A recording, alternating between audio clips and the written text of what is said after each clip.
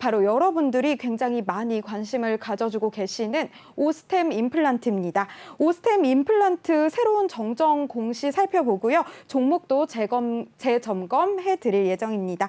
그 전에 기업 소개 다시 한번 해드리겠습니다. 오스템 임플란트는요, 1997년에 설립됐고요. 2007년에 코스닥 시장에 상장했습니다. 치과용 임플란트, 치과용 소프트웨어 개발 및 제조 판매를 주 사업으로 하고 있습니다. 국내 임플란트 시장 점유율 1위로 약 50%의 시장을 점유하고 있고요. 아시아 태평양 지역 1위, 그리고 세계 점유율 4위의 회사입니다. 실적도 한번 살펴보도록 하겠습니다. 3분기 연결 기준 매출액은 5,862억 원, 영업이익 952억 원, 당기 순이익 740억 원을 기록하면서 전년 동기 대비 호실적을 기록했습니다. 견조한 중국 매출, 미국 수출 증가 등 해외 법인 영업 호조와 안정적인 원가율 유지가 실적 상승의 배경으로 읽히고 있습니다. 이렇게 오스템 임플란트에 대해서 간단하게 살펴봤는데요. 오스템 임플란트 정정 공시 냈다고요, 대표님? 네, 지금 어제 뭐 보도에서도 좀 나왔고 횡령 금액이 또 늘었다. 네. 자, 그러면 이게 더 안 좋아진 것 아닌가 지금 걱정도 많이 하시는데 공시 천천히 좀 보면서 좀 설명 좀 해드릴게요. 자, 바로 어제였습니다. 회사 횡령 배임 혐의 발생에 대한 정정 공시를 했는데 정정 공시는 뭐냐면 변동된 사항들이 발생됐을 때 원 공시를 한 번 더 수정하는 거예요. 네. 자, 내용을 좀 보도록 할게요.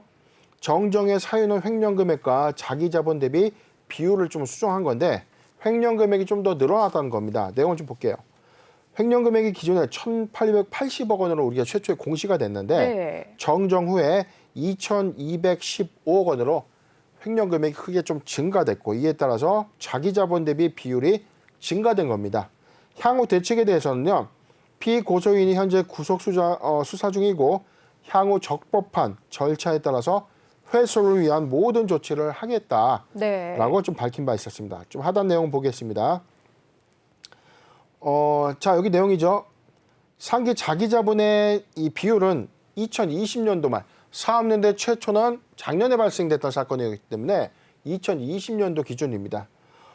상기 4번의 사건 발생일자와 확인일자는 고소인 그리고 고소 대리인이 고소장을 제출한 날이다.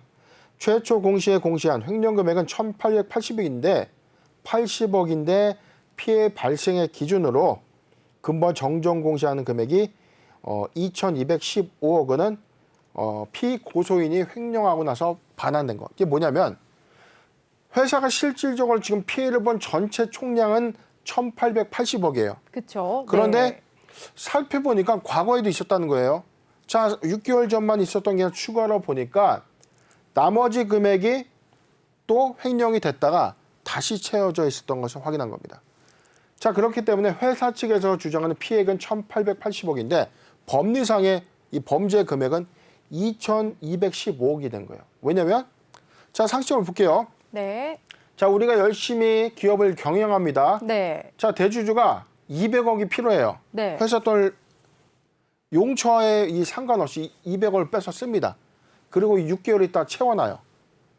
자, 그러면 이게 아무 문제가 없을까요? 이게 말이 안 되는 상황 아닌가요? 만약에 200억 원이라는 자금을 적법한 이사회를 개최해서 대여 처리를 해서 대여에 따른 약정 이자를 부과하고 이에 따라서 적법하게 공시나 투자자들에게 뭐 고지하는 그런 행태에 따라서 경영의 의사결정에 따른 어떤 내부 통제를 잘 갖췄다면 전혀 문제가 되지 않습니다. 그런데 지금 이 금액을 회사의 이사회 승인과 내부 통제 절차를 무시하고 돈을 임의적으로 뺐었다 다시 채워넣는다고 하더라도 회사의 피해액은 제로가 된다고 하더라도 이 행위 자체만 갖고도 횡령 배임이 성립이 되는 거예요. 자, 그렇기 때문에 기존에 최초 공시했던 1,880억 원의 최초 피해 금액은 맞는데 횡령의 기준, 발생 기준으로는 2,215억 원이 맞는 거고 2,215억 원 중에서 이미 한 300억 정도 되는 금액은 회수한 것으로 그렇게 봐도 무방하다. 이렇게 보여지는 공시고 자, 내용을 좀 보도록 하겠습니다. 피고소인은 2021년도 그리고 2020년도의 4분기에도 각각 100억 원 그리고 235억을 출금한 다음에 반환된 사실이 있었다. 자, 이게 가장 중대한 지금 키포인트가 됐어요. 뭐냐면 자꾸 새로운 사실이 양파처럼 지금 까도 나오는 상황이잖아요. 네.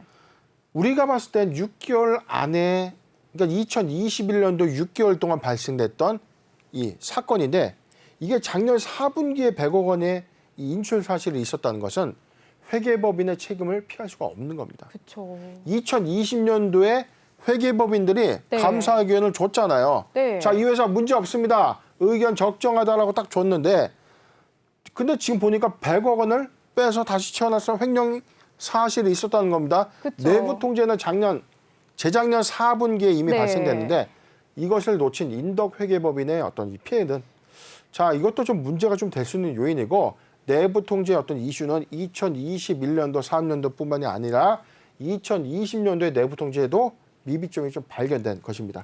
네, 문제들이 이렇게 계속해서 발견이 되고 있는데, 근데 윗선 개입 의혹과 또 공범 여부도 불거진 상황이죠, 대표님. 그렇죠. 지금 네. 한간에서는 뭐 그래도 최대 주주인 네. 오너가 이 사실을 몰랐겠냐.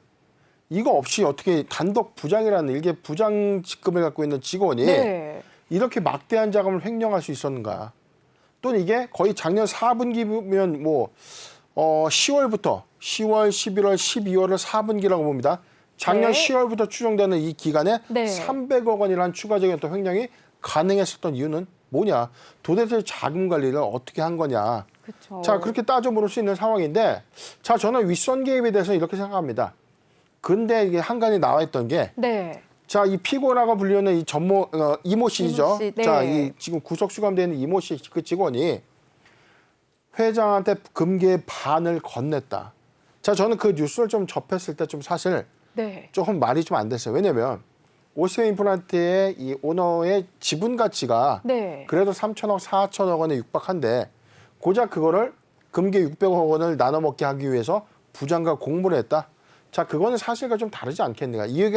이해관계적 측면에서는 좀 다소 과장된 것 아닌가. 그렇게 보여지고, 그래서 지금 관건은 횡령 금액의 회수에 달려 있다. 그럼 이 1800 자금 그렇죠. 회수가 근데 가능할까요? 1,880억 원에서 네. 지난번 그 압수수색에서 일부 금괴를 좀 발견했고, 네. 바로 어제 기사에서는 부친의 집에서 나머지 금괴를 또 회수를 발견이, 했다. 네, 자, 됐더라고요. 그렇다면 전체 회수 금액을 한 800억 정도를 좀 우리가 추산해보고, 그다음에 뭐 이 동진세미킴의 어떤 지분 투자 예수금 잔고 등 네. 여러 금액에서 한 1,000억 정도를 만약에 회수한다면 그래도 많은 진전이 좀 있지 않겠는가. 물론 그렇다고 해서 네. 이 회사가 당장 좋아진다는 것은 아닙니다. 중요한 부분은 거래 재개의 어떤 포인트는 내부 통제를 여기서 다시 갈아엎어야 돼요. 그렇죠. 심지어는 이 최대 주주의 경영일선에서 물러나는 어떤 이 획기적인 어떤 자구책 마련도 좀 네. 필요한데, 이 책임은 오너 일가가 몰랐다. 윗선에서 몰랐다고 해서 이게 끝나는 것은 아니다. 아니겠죠. 네. 자, 책임은 져야 되는 상황은 맞고, 내부 통제의 미비점은 2021년도가 아니라 2020년도에 미리 발생했다는 네. 점, 그다음에 지금 횡령 자금의 회수가 속속 잘 진행이 되고 있다는 점이, 자, 상장 유지 결정에서 조금 더 나아지는 상황이 아닌가. 그렇죠. 네. 자, 그렇게 보여지는데, 중대한 포인트는, 자, 지금 이 종합적 요건에서의 어떤 달려있는 문제예요. 네. 자, 횡령 배임은 있었습니다. 이게 오너 일가가 아니라, 자, 개인의 어떤 일탈로 치부할 것인지, 네. 만약에 이 부분이 확정된다는 전제에 횡령 금액의 회수율이 높으면 높을수록, 그리고 내부 통제 이슈가 충분히 이 개선 기간 안에서 회사가 뭐 이 전체를 갈아엎는 수준의 경영 제고를 좀 한다면 충분히 좀 가능하지 않겠나, 그렇게 예상을 해봅니다. 네, 그럼 투자자들은 대응 전략을 어떻게 세워야 될까요? 일단은 지금 네. 기업심사위원회 네. 이 개최까지는 시간이 좀 상당할 것으로 좀 보여집니다. 네. 올해 3월에 감사 보고서의 어떤 의견 적정을 바라는 것은 좀 다소 무리수가 있어요. 네. 의견은 거절일 겁니다. 인정해야 돼요. 의견은 거절일 그쵸? 것이고, 네. 내부 통제의 미비점은 확정이 됐는데, 네. 작년에도 발생된 내부 통제, 올해도 발생된 내부 통제는 통제. 네. 또 다른 상장 적격성 네. 이 실질심사 대상 요건에도 해당이 되는 상황이기 때문에, 네. 정기 보고서의 어떤 수정, 그다음에 의견 거절에 따른 회사의 어떤 개선 기간을 받기 위해서 충분히 회사가 이행 결과 내역서를 좀 잘 제출해야 되고, 이후에 뭐 뼈를 깎는 자구책 마련을 통해서 좀 다소 좀 긴 시간 좀 예상은 됐는데 그래도 한 1년 또는 2년까지의 예상되는 개선 기간 안에서 네. 충분히 뼈를 깎는 어떤 이 노력을 좀 한다면 그 전자에서 좀 가능성이 있지 않겠나 그렇죠. 그렇게 해석을 해 봅니다. 네.